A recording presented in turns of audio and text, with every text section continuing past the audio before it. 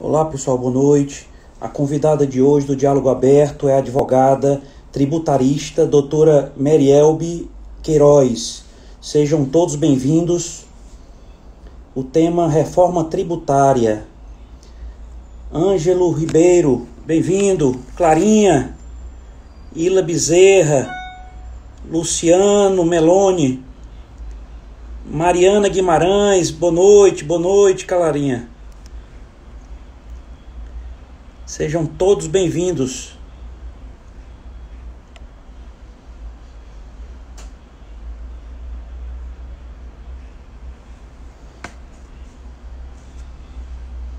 Pedro Capibaribe, boa noite.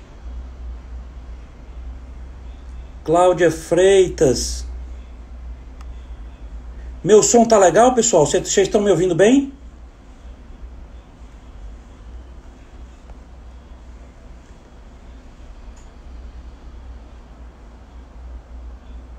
Bora lá. Hoje o tema é isso aí, Luciano, é reforma tributária. Fátima, bem-vinda. É polêmica. Doutora Merielbe chegando aqui.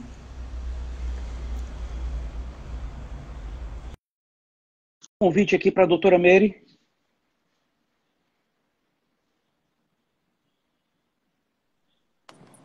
Doutora Merielbe, boa noite.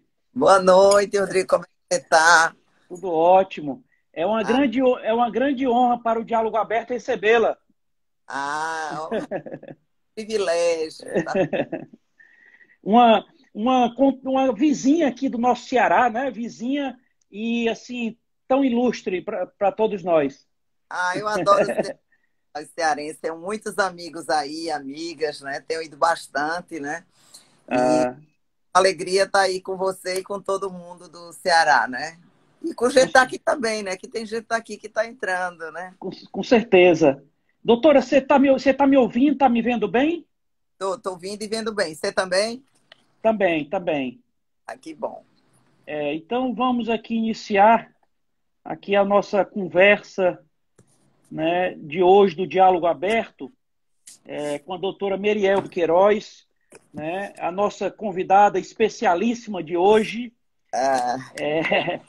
A doutora Merielbe, ela é advogada tributarista, advogada sócia do escritório Queiroz Advogados Associados, pós-doutora em Direito Tributário pela Universidade de Lisboa, pela PUC de São Paulo, mestre em Direito Público pela Universidade Federal de Pernambuco, pós-graduação em Direito Tributário pela Universidade de Salamanca, na Espanha, Universidade na Argentina, Austral, pós-graduanda em Neurociência e Comportamento pela PUC do Rio Grande do Sul, presidente do Instituto Pernambucano de Estudos Tributários, presidente do Conselho de Notáveis do Instituto de Juristas Brasileiros, presidente no estado de Pernambuco e membro da Academia Nacional de Ciências Econômicas e Políticas e Sociais, consultora do Grupo de Reforma Tributária da Confederação Nacional do Comércio, membro do Conselho Superior de Assuntos Jurídicos e Legislativos da Fiesp do Conjur, líder do Comitê Vozes do Grupo Mulheres do Brasil, Núcleo Recife, coordenadora professora em Recife do curso de pós-graduação do IBET São Paulo. Livros e artigos publicados e palestrante no Brasil e no exterior. Doutora Merielbe, vou parar por aqui, porque senão vai tomar live toda, doutora. São muitos anos de estudo, né, de trabalho aí, árduo, mas muito gratificante, viu? Doutora Merielbe, eu vou iniciar logo aqui a primeira pergunta, né? É assim, é tão polêmica essa questão de reforma tributária. Então, assim, na sua visão, qual seria um modelo ideal para o Brasil, doutor? Pergunta de US$ 1 milhão. Veja, o Brasil está passando, o Brasil, como o resto do mundo todo, está passando por uma crise, né? Um momento de comoção social. Então, Na minha visão, não é momento de se falar em reforma tributária, nem de se pensar em mudar o sistema tributário, porque, na realidade, as empresas estão fechando, está havendo desemprego e ninguém pode pagar mais tributo, né? Então, os governos federal, estadual e municipal estão precisando arrecadar mais. Então, você vê que há um descompasso entre o que o povo quer e o que o governo precisa e que o governo também está querendo. Sempre, de vez em quando, a gente tem essa volta desse discurso de querer reforma tributária, de querer mudar, só que tem um pequeno detalhe. Nada sai em termos de reforma tributária. E não sai exatamente porque há muito conflito de interesse. Os governos querem arrecadar mais, não há harmonia entre a União, os estados e os municípios, cada um querendo abocanhar um pedaço maior, e os contribuintes querendo pagar menos e querendo simplificação. Nós temos um sistema complexo, um sistema burocrático, temos uma carga tributária alta, e o povo não recebe a contrapartida em termos de serviços, de educação e de saúde. Daí porque a nossa carga tributária fica muito maior.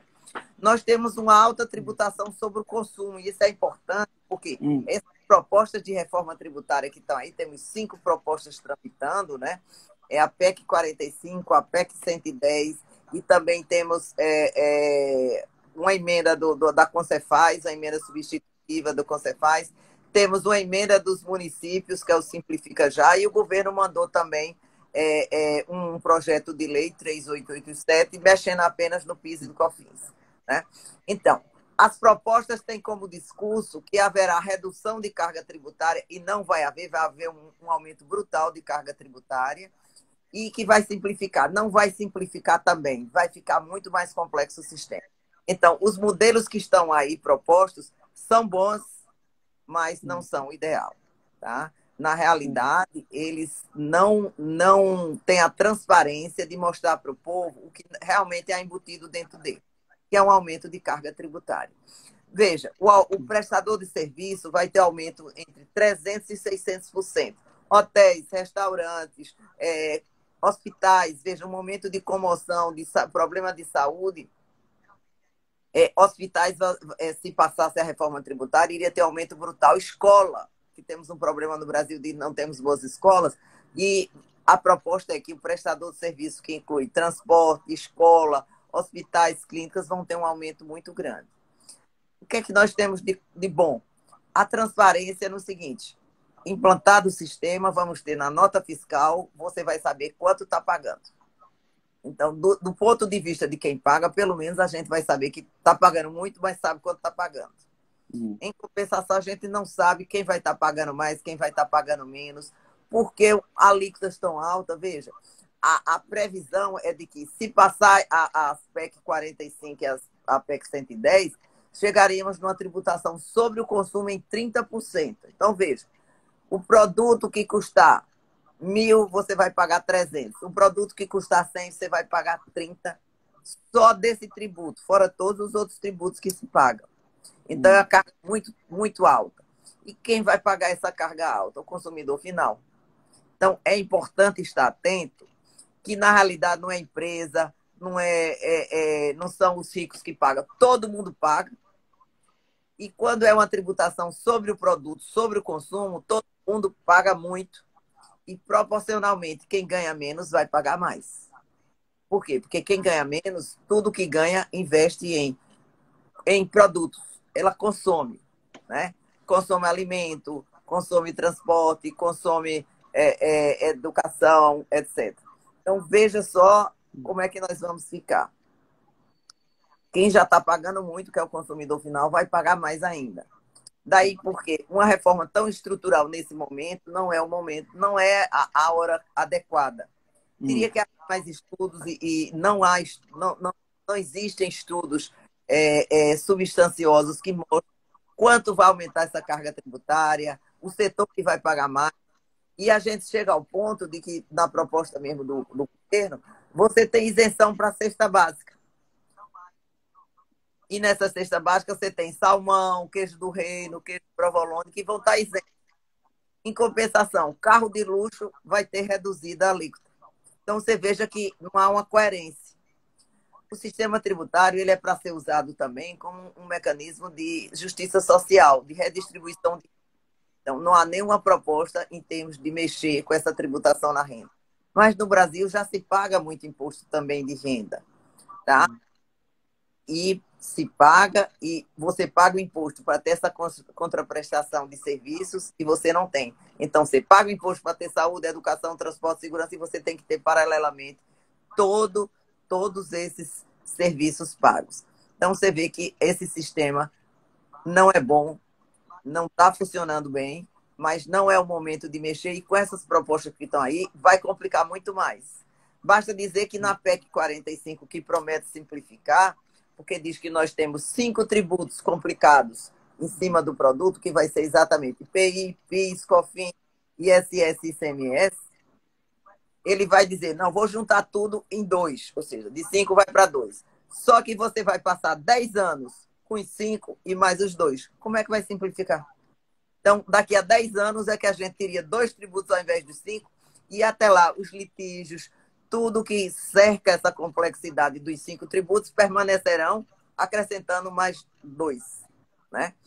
E a reforma é tão interessante que essa PEC 45, ela só acaba de ser implantada em 50 anos. Então, 10 anos para 5 tributos virarem 2, 20 anos para mudar da origem para o destino, que é a grande promessa, e 50 anos para terminar de ser implantada. Então, você veja, a nossa geração, eu pretendo estar, não sei você.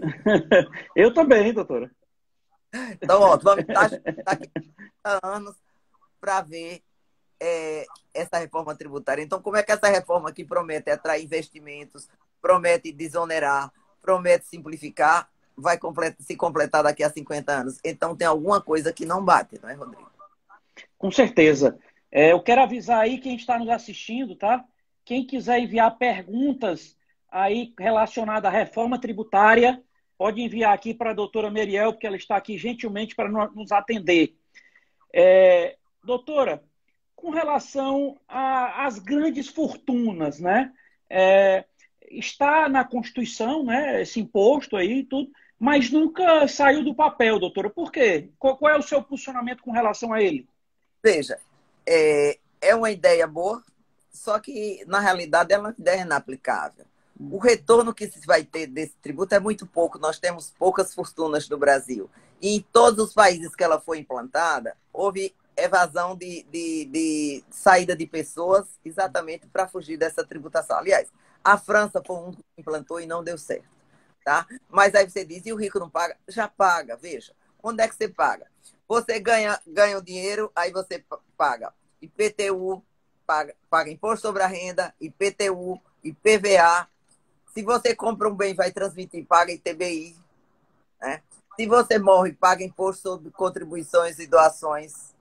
Já temos um tributo sobre herança. Né? E compramos um produto, pagamos. Vendemos um bem, pagamos ganho de capital. Então, nós já temos uma grande tributação. Agora, por que não se pergunta para onde vão esses recursos e se há um gasto adequado? Por quê? A carga tributária não é alta nem baixa, ela é do tamanho da despesa. Então, se temos uma despesa alta, se o país gasta muito, se os estados gastam muito, né, precisa arrecadar muito. Então, por que não se fazer uma reforma administrativa primeiro, uma reforma do Estado, para depois se pensar numa reforma tributária? E é interessante que, depois da gente tanto falar isso esse ano, finalmente o governo federal mandou uma proposta de reforma administrativa. Foi boa, mas muito tímida. Não mexeu em privilégios, realmente não reformou para dar preparo para o funcionário público. Veja só a seguinte questão. Você tem o INSS, né? Tem servidores lá maravilhosos, esforçados, mas o que é que acontece quando uma pessoa entra com pedido de pensão? Passa um ano para receber. Então, você veja que pessoas em dificuldades, precisando de recursos para viver, sobreviver, ficam um ano aguardando. Então, tem que se entrar com mandado de segurança, tem que entrar com ação para haver o despacho. Então, não funciona com eficiência. Por que não funciona? Falta preparo, falta servidor. Então, precisa se readequar esse Estado, o tamanho do Estado, o que ele faz, para que a população receba um serviço. Porque senão a gente paga muito e não recebe nada. Verdade. Doutora, a senhora falou, dentre alguns impostos que a senhora falou aí, a senhora falou no ITBI, né? tem pessoas que defendem que o ITBI ele deve ser pago no registro da escritura, não na lavratura. Como é que a senhora vê isso? Veja só, o ITBI é Imposto sobre Transmissão de Bens Imóveis, né? Então, na realidade, no momento que há a transmissão do bem, e a transmissão se dá com registro, Pois né? é. Então, nesse momento, deveria ser pago o ITBI. Acontece que muitas vezes você registra e essa operação não acontece, né? Então, deve-se realmente ser cobrado o imposto nesse momento e, caso não haja a operação, ela ser desfeita posteriormente. E esse é um imposto, eu não sei quanto está no Ceará, mas em Pernambuco ele está com a alíquota já bastante alta, tá? Uma alíquota de 8%. Né? Então, você veja, você paga um bem, você paga despesa de cartório, que aqui é muito cara, tem mais uma taxa do tribunal, ainda paga o ITBI. Então, você termina pagando na faixa dos 13% a 15% em cada operação de venda de bem que você fez. E aí, paralelamente, se houve um ganho de capital, ou seja, se o seu valor de venda é maior do que o seu valor de custo, você já vai pagar também imposto sobre a renda. Então, é uma série de tributos que incidem sobre cascata em tudo que você faz. Né? Você veja que um dos produtos mais tributados é a gasolina. Combustível. Por quê? Porque é fácil e arrecada muito. Então, a maioria dos estados, eles centram sua arrecadação em quê? Gasolina, cigarro, bebidas, né? Combustíveis, gasolina não, todos os combustíveis, né? E combustível, energia, são produtos que encarecem os outros produtos, porque eles são insumos, ou seja, entra na produção para o frete, para a própria indústria funcionar. Você está pagando muito para fazer um produto que sobre esse produto também tem tributação. Então, é uma cadeia sucessiva que termina onerando. Então, a gente tem produtos caros também. E aí eu volto a insistir, quem paga a conta é o consumidor, que nunca está atento e se omite. Eu digo, o consumidor tem que cobrar do seu parlamentar, tem que cobrar do legislativo, tem que cobrar do executivo, exatamente o retorno do que ele paga. O nome é servidor público. Os parlamentares são eleitos pelo povo. E o povo se omite e fica só reclamando. Não adianta reclamar. Tem que se posicionar, tem que exatamente cobrar para que tenha esse retorno. Tá? Doutora, com essa proposta, quem está nos assistindo aí, tá, pessoal? Quem quiser enviar perguntas aqui para a doutora Merielbe, perguntas relacionadas à reforma tributária, né, pode enviar aí que ela está aqui para nos atender. Gentilmente. Doutora, com relação ao MEI, né, ele será impactado com essa reforma? Veja, o MEI, ele continua, né? Não pretende se alterar o MEI, nem a empresa do Simples. Só que tem um pequeno detalhe. O dele não muda, mas todo produto que ele adquirir vai aumentar. E aí tem um pequeno detalhe também. O MEI, ele não vai dar crédito. Por quê? Porque esse sistema dos novos tributos, quem vai revender um produto, quando compra o produto, ele toma o crédito, quando vende, ele tem o débito e compensa o débito com o crédito. Só que o MEI não dá crédito. Então, pode ser que ele seja impactado exatamente nessa questão. Ele não aumenta o tributo dele, mas os produtos que ele vai revender, por exemplo, ou alguém que toma o serviço de um MEI, não vai ter crédito. Então, veja, se eu tenho um serviço de alguém que me dá crédito e de outro que não dá crédito, eu vou preferir comprar de quem dá crédito. Então, pode ser que ele seja impactado indiretamente com a questão da concorrência. É a mesma coisa do Simples. O Simples, tem uma proposta que acaba com o Simples, que é a da PEC 45, que está na Câmara, e o deputado Rodrigo Maia está defendendo muito essa proposta. Né? Ela acaba com o Simples. E aí vai ser um absurdo, porque 90% das empresas, dizem as estatísticas, são empresas do Simples. Ora, então, essas empresas do Simples são que também mais empregam.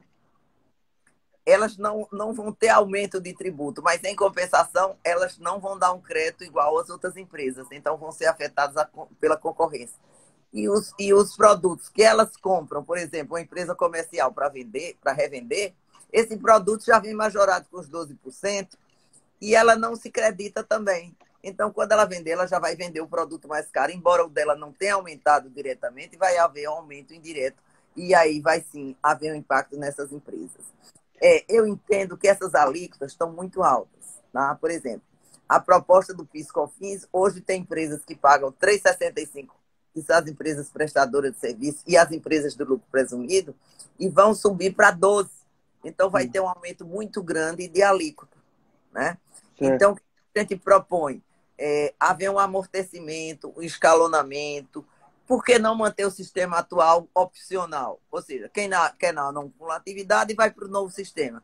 Quem não quer, continua como hoje, porque hoje esse sistema é mais simples do que o outro. Certo. Doutora, tem uma pergunta aqui do seguidor Luciano Meloni. Ele pergunta, doutora, por que as grandes empresas fraudam o fisco sem nenhum problema? Olha, não é bem assim. Hoje é difícil fraudar pelo seguinte, hoje com nota fiscal eletrônica, hoje com contabilidade eletrônica, é difícil. Hoje todas as empresas, veja só, elas têm despesas financeiras, dinheiro em banco, os bancos fazem uma declaração chamada de imóvel e forma para a Receita Federal, o movimento de todo mundo, empresas e pessoas físicas. Você compra um imóvel, o cartório informa a Receita Federal, a imobiliária é obrigada a informar a Receita Federal, você compra um carro. Então, hoje não é tão simples. Hoje há um cerco, tá? Ou seja, de captação, de investigação, de controle em cima das empresas. Então, não é verdade que existem essas fraudes tão grandes. Tá? Existem muitas empresas que devem, mas nem todas são sonegadoras. Por exemplo, após pandemia, vamos ter muitas, quer dizer, fora as 500 e tantas mil empresas, 500 no Brasil que já fecharam, veja só, e com isso desempregaram pessoas e ficaram devendo. Então, essas empresas são devedoras, que vão ser executadas e vão atrás de bens, não é porque fraudaram, não é porque sonegaram, não pagaram porque não podiam. Então, veja a situação que está. Isso vai ter um impacto na arrecadação. Por quê? Porque o governo estadual, federal, municipal precisa arrecadar. Por quê? Porque ele precisa prestar o serviço dele. Se não está prestando serviço bom, vamos cobrar dele na eleição. Mas, no momento, temos que pagar os impostos. Só que muita gente não está podendo pagar. E aí, as empresas estão numa situação, num momento difícil. A gente está no estado de calamidade pública no Brasil. O mundo todo. Essa questão econômica não é só brasileira. Em todos os países do mundo, fecharam-se as portas e as empresas pararam as pessoas pararam de consumir, as empresas pararam de vender. E com isso, o que é que acontece? Pararam de pagar tributos também. Então, os estados sentiram. Você vê que também não é só crise. Você vê que vários estados, Rio de Janeiro, Minas, estado do Rio Grande do Sul, tiveram sérios problemas de caixa. O ano passado, mesmo antes da pandemia, eles já estavam em crise, sem recursos para pagar folha, para pagar funcionário, para fazer frente aos compromissos dele. Não falo nem em investimento. Eu falo em pagar as despesas corriqueiras. E o que foi isso? Desvios, gastos. E quem é a culpa disso? A população, que não cobra, que não vai atrás na época das eleições de saber quem está escolhendo para ser. Não sou candidata a nada, já aviso, viu? Então, estou tranquila para falar. Estou fazendo campanha. Nem quero, né? Essa é uma das coisas. A gente se omite e depois reclama. Não pode reclamar. Tem que cobrar, tem que falar, tem que se posicionar, porque senão a gente paga a conta depois. Então, é muito fácil culpar o governante, o legislativo, o deputado, e a gente, o que é que faz? É isso aí. Doutora, chegou uma pergunta aqui da seguidora Clarinha Coelho. Ela está perguntando, doutora, na Comissão de Constituição e Justiça, o relator apresentou alterações na regulação do ICMS. Quais foram essas alterações? Veja só, já temos várias emendas nas propostas com relação ao ICMS, né? E, inclusive, existe hoje um movimento dos estados, dos secretários de Fazenda dos estados, onde eles estão apresentando uma emenda. Mas, na realidade, o que é que estão querendo? Juntar esses tributos todos e aumentar a arrecadação dos estados. E aí você vê o seguinte, os estados estão com a proposta para dizer o seguinte, Precisamos aumentar a cota dos estados, os municípios perdem um pouco e a União perde um pouco. Ou seja, cada um está vendo o seu interesse específico e ninguém está vendo o interesse do Brasil e do cidadão brasileiro, né? Então, as emendas que foram apresentadas são todas no mesmo sentido. Vão juntar os 5 tributos, ou tem outra PEC 110, que é a PEC do Senado, que juntam 9 tributos. Mas a filosofia delas é toda a mesma. Ou seja, juntar os tributos, ter uma alíquota única, e aí, veja, com essa alíquota única, você vai ter o carro de luxo e o pão pagando todo o mesmo percentual de tributo. Não está correto, né? E nessas emendas, na realidade, o que é que está acontecendo? A discussão é em termos de o fundo de compensação, como é que vai ser dividida essa arrecadação. Por quê? Porque alguns estados que arrecadam mais, outros arrecadam menos, quando mudar da origem para o destino, que hoje a gente paga na origem, ou seja, quando você compra um produto, o imposto do ICMS é pago em São Paulo e o Ceará recebe muito pouco. Vai mudar quando a mercadoria é industrializada em São Paulo, isso em 10 anos ou 20 anos, dependendo da proposta. E vai ser arrecadado no Ceará, só que São Paulo vai ter perda. E como é que vai ser compensado? Vai ser criado um fundo de compensação dessas perdas. Só que qual é o critério para a distribuição desse fundo? Então, esse é um dos problemas que a reforma está emperrada e não sai. Ninguém está pensando no contribuinte. Ninguém pensou no direito do contribuinte. Ninguém pensou em quem paga. Todo mundo só pensou do lado seguinte. Os estados, como é que arrecadam mais? Os municípios, como é que arrecadam mais? E outra questão é que vai ter um comitê gestor desse novo tributo. E os estados querem ficar mandando nesse comitê gestor. Por quê? Porque vai ter o poder sobre ele de legislar, de fazer várias coisas, né? Então, tirando esses 2 pontos, as propostas são quase... Doutora Merielbe, quem entrou aqui na live agora foi a nossa secretária da Fazenda do Estado do Ceará, Fernanda Pacobaíba. Ela está dizendo aqui, ela está dizendo que você é a maior tributarista desse país. Olha, vocês têm uma secretária aí arretada, como diz a história, viu? Ela é inteligente, competente, muito proativa. Tem feito um trabalho muito bom aí no Ceará, viu, Fernanda? Eu estou lhe acompanhando, viu? Estou lhe acompanhando. Com certeza. É uma guerreira, viu? Vocês estão de parabéns. Ela está dizendo que ama muito a professora dela. Ela já superou aí, viu? Ela tem feito um trabalho excelente, tem brigado, aquela mulher nordestina brigando lá no... Só tem 2 secretárias no CONFAZ, né? São 27 estados, 2 secretárias mulheres, mas olha, Fernanda tem brigado bastante, é valente. Fora o que ela está tendo muitas iniciativas muito boas aí no Ceará, tá certo? Então, muitas iniciativas que estão sendo copiadas, inclusive em outros estados, de atendimento ao contribuinte, de facilidade da vida do contribuinte, e está tentando resolver a questão de caixa aí do governo do Ceará. Vai conseguir, viu, Fernanda? Doutora, é um desafio muito grande da secretária Fernanda Pacobaíba, né?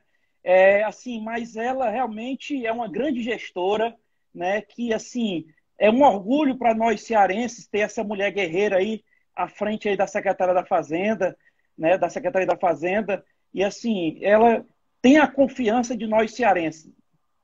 Merece realmente, porque eu conheço Fernanda já há algum tempo e ela se preparou muito, estudou, viu outros exemplos e hoje ela é uma mulher, não só como secretária da Fazenda, mas como ser humano, como pessoa, ela é um exemplo, tá? A mulher nordestina aí do Ceará que saiu, eu falo bem porque eu sou lá de Ipubi, no sertão de Pernambuco também, ela saiu e hoje ela já tem uma posição no Brasil, realmente, que ela conquistou com luta e com garra. E fora isso, o trabalho dela tem sido muito bom, tem várias iniciativas, eu acompanho as coisas que ela faz no Instagram, etc. Ela tem sido muito proativa. Com certeza o Ceará vai se dar bem, viu?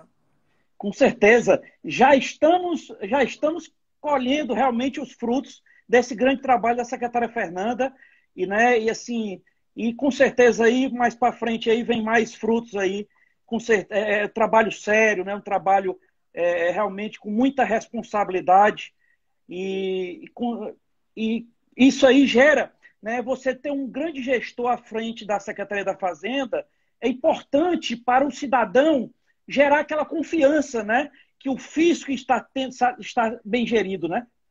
Não, com certeza. E uma das vantagens que a Fernanda tem, e aí eu posso dizer como advogada, que eu já fui resolver problema de clientes, é ser ouvido, ser recepcionado, e a Secretaria da Fazenda não está só com aquele olho de arrecadar, está com o olho de desenvolver o Estado, de fazer com que as empresas realmente se sintam bem, tenham seus problemas solucionados rapidamente, para que possam desenvolver e possam estimular a economia, dar emprego e arrecadar, que ela também não é besta não, ela quer arrecadar, viu? Com certeza. E com essa delicadeza e competência ao mesmo tempo, né? Isso aí ela vai arrecadando e o cidadão vai nem sentir. Vai pagando com gosto, vai pagando com gosto. Pagando com gosto. Doutora, eu queria lhe perguntar com relação ao seguinte, a gente viu aí nas pesquisas, né, que realmente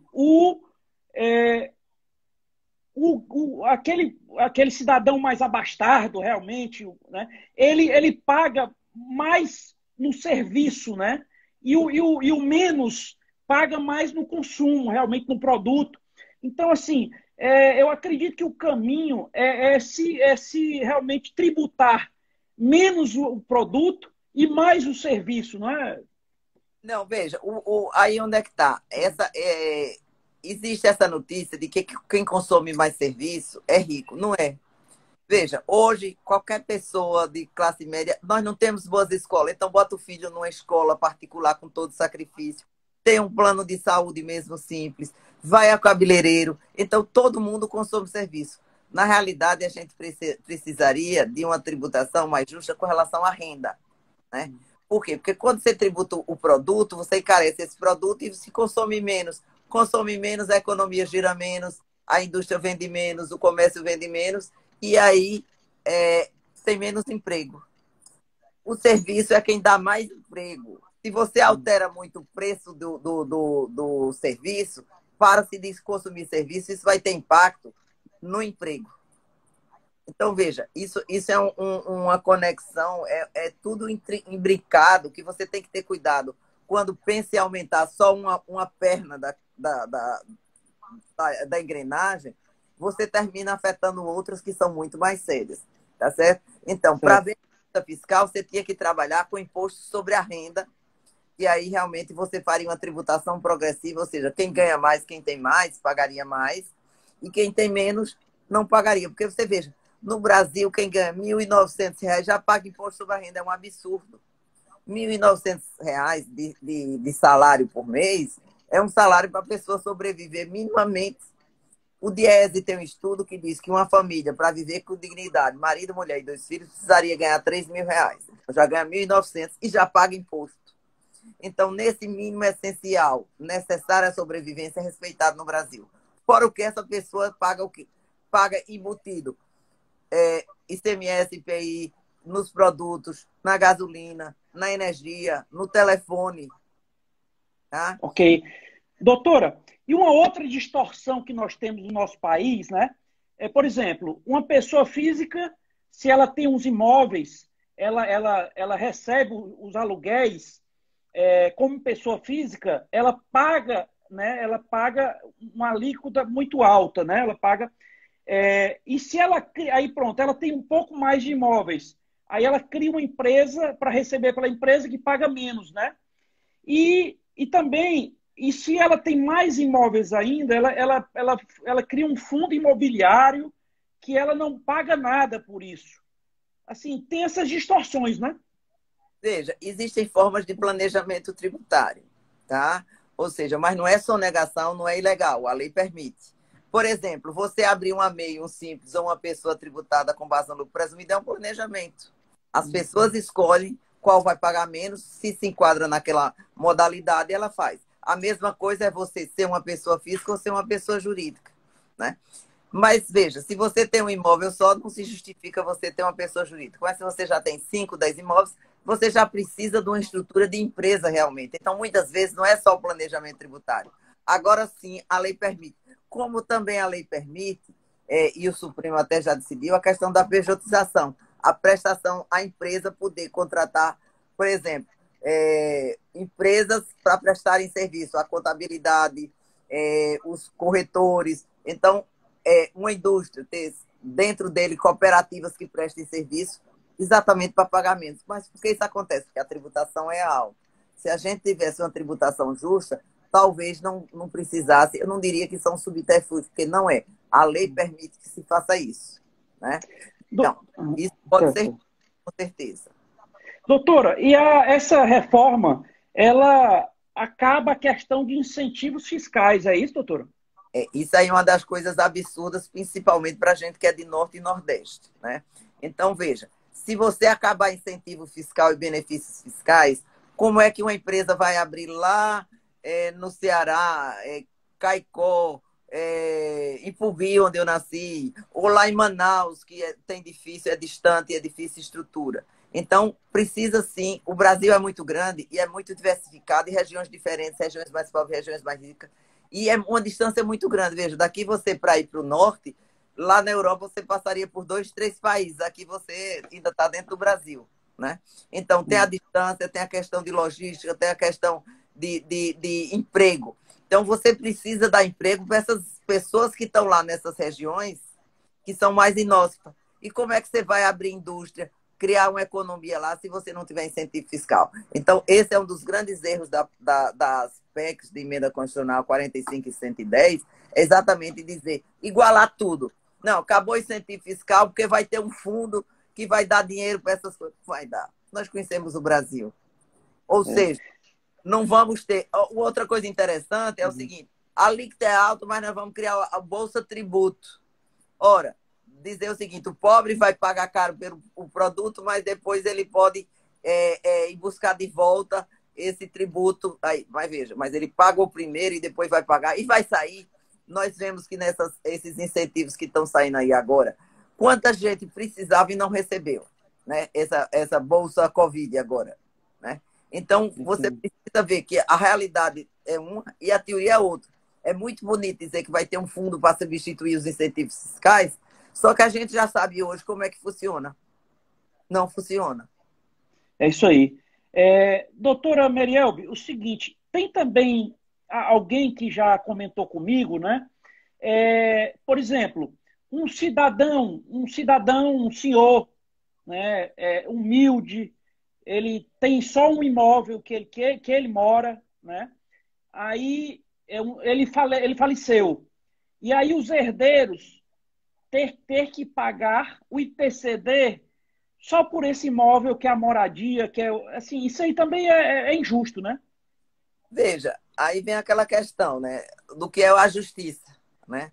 Então, alguns estados, eles têm isenções para esses casos, dependendo do valor, de quanto é, etc, tá? Mas aí todo mundo tem que pagar o tributo, né? Na realidade, eu volto a dizer, a única forma de você ter justiça fiscal é com a tributação sobre a renda, mas esses aí já têm bens. Então, pior aqueles que não têm bem nenhum. Então, eles podem ser que a alíquota seja alta e estejam pagando muito.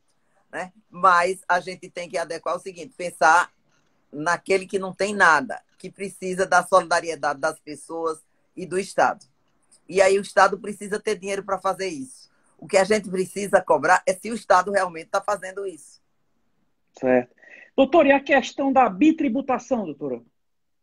Veja, nós temos uma tributação muito grande em cascata no Brasil. Tributo sobre tributo, né? Por exemplo, o PIS/COFINS mesmo. Incide sobre o ICMS, incide sobre o IPI, incide sobre ele mesmo. Esse ano, o ano passado, ainda está sendo julgado no Supremo, e o Supremo está julgando exatamente, por exemplo, no PIS e no COFINS, excluir os outros tributos, o ICMS da base de cálculo do PIS e COFINS. Porque ICMS também é interessante, porque, por exemplo, todo mundo diz a alíquota do ICMS é 18%. Não é, porque ele incide sobre ele mesmo. Né? Então, você vê PIS/COFINS incide sobre ICMS, incide sobre ISS. Por quê? Porque ele pega a receita, calcula o PIS/COFINS e daquela receita você vai pagar os tributos. É uma distorção. Né? Daí, porque sobre esse aspecto, seria interessante ter apenas um tributo sobre o consumo. Mas o problema é que quando a gente tiver só esse tributo sobre o consumo, a previsão de alíquota dele é de 30% a 35%. Então, vai ser uma carga, uma tributação muito alta, que quem vai pagar isso aí é o consumidor final.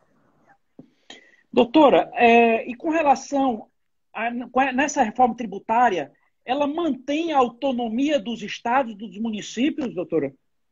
Mantém, mantém. Agora, a questão, essa é a discussão que está acontecendo, né?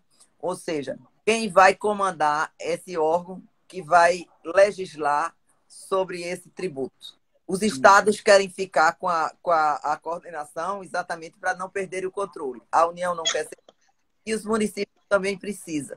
Então, daí porque é difícil se fazer reforma tributária e a gente está no momento, na discussão, se ainda vamos ter reforma tributária esse ano. Por quê? Porque agora, mês que vem, já vamos ter eleição, né? Em novembro já vai ter eleição, e o Brasil para se fazer campanha, que é uma coisa absurda, né? Porque o Brasil não pode parar porque vamos ter eleição para prefeito. Era um momento do Brasil tirar. Mas o Brasil para, o Congresso para, e já estamos muito no final do ano. Então, se uma reforma teria que ser aprovada esse ano, para que no próximo ano ela entrasse em vigor. Só que tem um pequeno detalhe. Essas propostas de emenda constitucional, elas ainda exigem uma lei complementar. Então, dificilmente sairá a emenda constitucional e a lei complementar esse ano. Então, eu não sei no momento, já que estamos em setembro, né? O ano praticamente acabou, se ainda conseguiríamos aprovar essa reforma tributária até o final do ano. Ou ela vai ficar mais uma vez. Desde 88, que foi a última reforma que nós tivemos tributária, se fala em reforma, eu mesmo já participei de várias reformas, foram mais de 19 propostas de reforma tributária e nunca saiu. Nunca saiu porque não é exatamente esse interesse na coletividade em resolver os problemas, né? O doutor Everardo Maciel, que é uma das cabeças do Brasil em termos de tributação, ele diz o seguinte, ele diz uma frase muito interessante. Qual é o problema? Vamos resolver o problema e não fazer uma reforma tributária, né? O problema é complexidade. Onde é que está a complexidade? Vamos resolver essa complexidade. Veja, nós temos hoje no Brasil mais de 32 milhões de processos no judiciário discutindo 4 bilhões de reais de crédito tributário. Aí você diz, nossa, é um absurdo. Por quê? Porque está se discutindo exatamente essa complexidade. Não é que o contribuinte não queira pagar. Os fiscos abusaram do direito, e aí vem federal, estadual, municipal, abusaram do direito, e aí foram fazendo interpretações que levaram a discussões, e levaram a litígio, e levaram a esses processos, e hoje nós temos essa discussão em fila. Mas não serão essas propostas de reforma que estão aí que vão resolver isso. Elas não vão acabar com esses litígios. Pelo menos eu já enxerguei mais de várias possibilidades de discussão. Basta dizer que uma proposta que vai simplificar e muda 160 artigos na Constituição, ela não está simplificando. Por quê? Eu digo que eu, como advogada, 160 artigos, no mínimo eu tenho 2 teses em cada artigo, eu já tenho 320 teses para discutir no judiciário, né? Então, eu acho que tinha que ser feita uma coisa mais enxuta, mais objetiva, mais concreta, com racionalidade. Outra coisa interessante, não existem estudos, eu gosto sempre de repetir, foram feitas as propostas e diz, vamos atrair 20 bilhões de investimento, de onde, quem, como. Ou seja, não tem um estudo que mostre para a gente realmente o que é que vai acontecer com essas reformas. Aí, doutora, aqui tem a seguidora, a Amanda Marques, ela está dizendo como vai ficar a regulamentação. Ela está dizendo que é difícil visualizar. Esse é um dos grandes problemas. Está se aprovando uma reforma tributária e tudo vai ficar para a lei complementar, que a gente não sabe qual é. Então, depois de toda essa briga, vai ter que ter uma lei complementar, onde vão começar novas discussões, para aí a gente saber finalmente como é que vai ser implantada essa reforma. Depois vamos ter esse órgão, que é o Comitê Gestor da reforma do novo tributo, ou seja, IBS, ou seja, CBS, não sei qual é o nome que vai ser dado para ele, né? E aí esse órgão é quem vai fazer essas normas. Então a gente sabe muito pouco, temos mais ideias e princípios do que exatamente uma reforma tributária em concreto. Precisamos conhecer a reforma como um todo, e isso é uma das coisas que a Confederação no Comércio está pedindo, que a gente precisa conhecer realmente o que é essa reforma. O governo federal disse que vai fazer uma reforma fatiada em 4 propostas. Mandou a primeira, que era o PIS/COFINS, que subiu a alíquota de 3,65 para 12 e de 9,25 para 12. Então, você vê o que é que já aumentou aí, né? depois diz que vai aumentar vai mandar do Imposto sobre a Renda, e aí se fala em criar um novo tributo, que é a CPMF. Né? Outro nome, outra coisa, mas é exatamente igual com outra cara. Outra né? roupagem, né? É exatamente a mesma coisa da CPF. E a CPMF, o pessoal diz, mas é um tributo mais simples. Não é.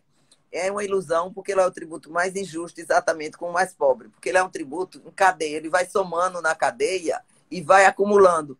Então, você diz, é só 0,38 ou 2% como era antes. Só que é 2% em cada venda, em cada compra, cada vez que o dinheiro sai do banco, cada vez que o dinheiro entra no banco, etc. Ele termina numa alíquota altíssima também. Então, não aparentemente ele simplifica, mas ele vai onerar muito mais as pessoas mais pobres.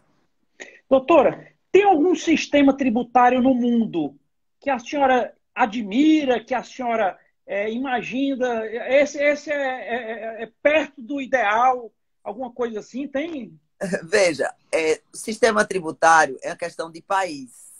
Então, veja, o que é bom na Europa, o que é bom nos Estados Unidos, não quer dizer que seja bom no Brasil. Esse é um dos enganos de achar que você pode importar o modelo de lá, botar aqui e vai funcionar. Não vai.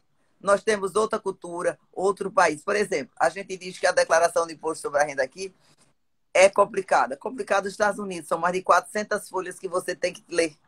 Por quê? Porque lá eles tentam fazer uma justiça fiscal maior.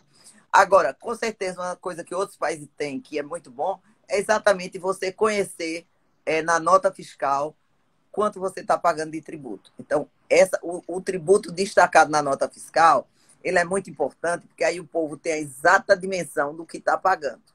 Tá? O sistema ser não cumulativo, ele é bom em termos. Por quê? Porque se você tiver um sistema não cumulativo com a alíquota muito alta, é melhor um sistema não cumulativo, é aquele que você vende, compra e tem crédito. Um sistema cumulativo, como nós temos hoje, por exemplo, do lucro presumido, com a alíquota 3,65, ele é o mais simples que tem. Tem um valor e aplica a alíquota e você tem o tributo. É mais ou menos como o simples. Eu trabalhei em 2003, na emenda constitucional 42, que criou exatamente esse sistema, o simples, né? Que veio depois com a lei complementar 123. E aí o que eu defendia na época, que é o que eu defendo hoje, é o seguinte: o imposto não precisa ser complicado para quem paga. Hoje nós temos soluções tecnológicas para resolver como vai ser distribuído, para onde vai, quem tem mais, quem tem menos. E aí nós conseguimos aprovar o Simples lá em 2003. O que é que aconteceu depois? Hoje é um sistema altamente complexo. Por quê? Porque para fugir do Simples e arrecadar mais, os estados foram criando substituição tributária, antecipação tributária, diferencial de alíquota, não sei o que é que tem mais lá. Conclusão, o que era simples ficou complicado também. Então, não adianta mudar a estrutura se não mudar a cabeça de quem vai administrar esse tributo. Então, precisa haver uma mudança cultural. Então, nem o sistema lá de fora funcionará bem aqui se não houver uma mudança cultural. Nós não temos o mínimo respeito pelo contribuinte. Você veja, hoje as repartições fechadas, você quer abrir uma empresa, quer tirar um CNPJ, quer fazer uma inscrição na junta comercial, não consegue, porque está fechada, não recebe, tem que mandar e-mail, alguém não responde e-mail, e tudo isso complica a vida do cidadão. Então, a gente precisa melhorar essa infraestrutura e pensar no cidadão. É uma coisa que falta muito no Brasil, é pensar o seguinte: quem paga tributo é o cidadão, é ele quem merece ser respeitado. Doutora, então essa reforma, ela vem para corrigir alguns erros, mas vai gerar outros problemas. É isso? Vai, exatamente. Ela está sendo feita de modo muito apressado, né, de uma proposta, como eu digo, sem estudos, sem uma análise mais aprofundada, tá certo? Que merece ter mais discussão, merece estar de mente aberta, porque tem pessoas que estão de cabeça fechada achando que aquilo é a salvação. Houve um marketing muito grande com um discurso de que vamos simplificar, vamos atrair investimento, vai ser uma boa coisa para o Brasil. Eu até brinco assim: olha, se não fosse tão ruim eu dizer, vamos esperar daqui a 2, 3 anos para ver o resultado, que aí a gente diz, olha, tá vendo, eu não falei, né? Mas eu penso como o Brasil e não quero deixar chegar jamais nesse momento. Eu quero, antes, alertar, e esse tem sido um trabalho que eu tenho feito, procurar fazer, e você aí, parabéns pelo programa, temos que fazer. Você que é formador de opinião tem que esclarecer a população, porque está todo mundo indo num discurso de que vai ser a mil maravilha, vai acontecer. Não vai, do jeito que está, não vai.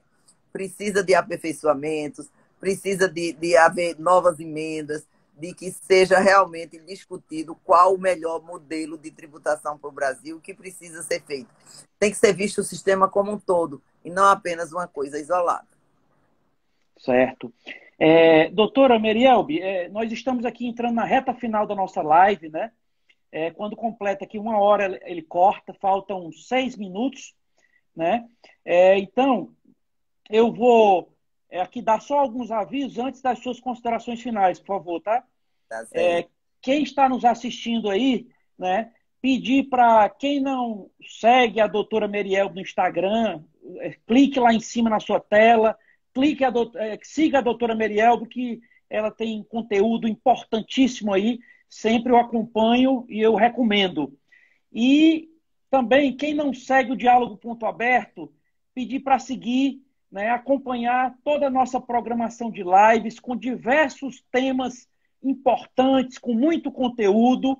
É sempre importante a participação de vocês, né? A doutora Merielbe, na nossa próxima live agendada, que está para ser definido, assim, ou é dia 15 ou é dia 16, vai ser com a brasileira que ocupa o maior cargo da moda no Brasil. Então, vai estar conosco aqui a próxima live, aí na próxima semana, tá? Que é a diretora da revista Vogue Brasil. Ela dita realmente tendências de moda no Brasil. Enfim, então, sejam todos bem-vindos aí a acompanhar o Diálogo Ponto Aberto. E, doutora Merielbe, dizer que é uma grande honra a sua gentileza de estar aqui no Diálogo Aberto, né? A senhora dando, como sempre, aí, uma aula de direito tributário, que é tão importante para nós, cidadãos, né, que pagamos nossos impostos e muitas vezes não entendemos muito bem pelo sistema tão complexo. E é importante uma doutora como a senhora, que fala assim tão fácil, que a gente aprende aí um pouco aí cada vez mais. Doutora, as suas considerações finais, a sua mensagem aí, por gentileza. Olha, obrigada a você, obrigada aos ouvintes que estão aí nos assistindo, me acompanha o Rodrigo, realmente, Rodrigo, parabéns pelo seu trabalho de esclarecimento, e você abrange tudo, né? Todos os setores, né? Então, é muito importante você ter essa diversidade. Eu mesmo agora faço pós em neurociência, porque a gente tem que abrir a mente, estar sempre aberto a novas possibilidades, sempre aprendendo com novas coisas, porque aí a gente não se limita, né? Eu tenho feito um trabalho também no Grupo Mulheres do Brasil para poder apoiar outras mulheres, no sentido de que as mulheres, elas agora mesmo no mercado de trabalho foram as mais prejudicadas, quem perderam mais emprego. Então, as mulheres precisam realmente ter essa força. E aí eu adoro o Ceará, estou morrendo de pena porque a gente não pôde fazer essa live aí pessoalmente, aí, né? Comendo uma carajada. Doutora, já fica o convite, quando a próxima vinda ao Ceará, eu quero lhe receber para uma caranguejada, doutor. Aceito. Adoro patolônia. Pronto.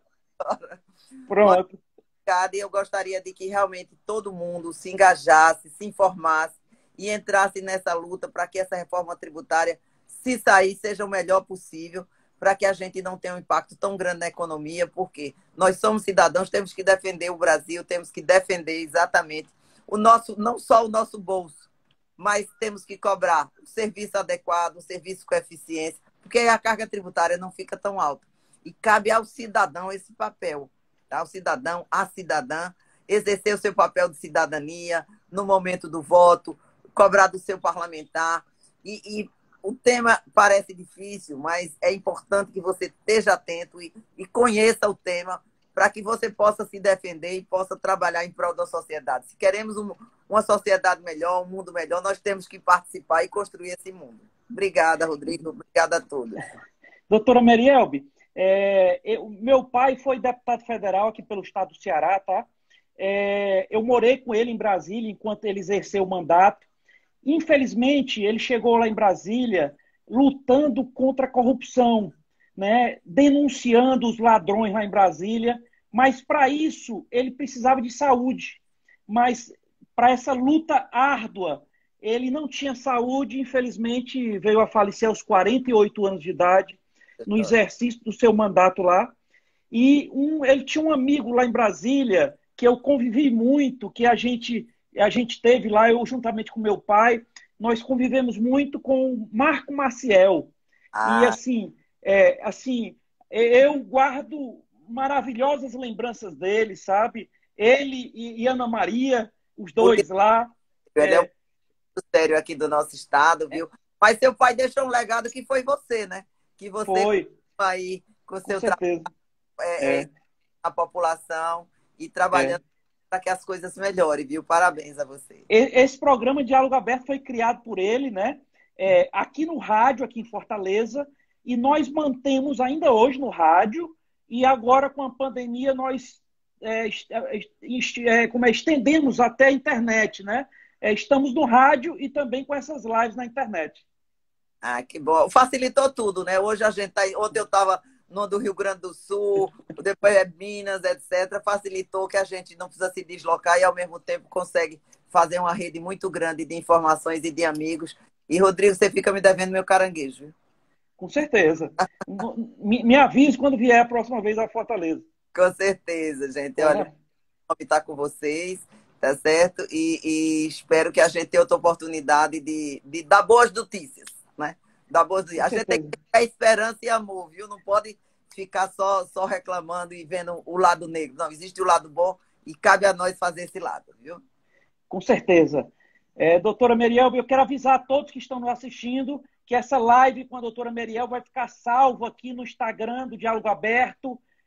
Quem não assistiu toda pode ir lá assistir a parte que não assistiu, pode encaminhar para quem tem interesse, enfim. Tá? Então, boa noite, doutora Meriel, parabéns pelo seu grande trabalho. Tá? Parabéns aí, conscientizando, levando informações tão importantes aí para todos os brasileiros aí. Obrigada, viu? Foi um prazer estar com você. Tá, boa noite. Boa noite. Tchau. Obrigado a todos. Tchau.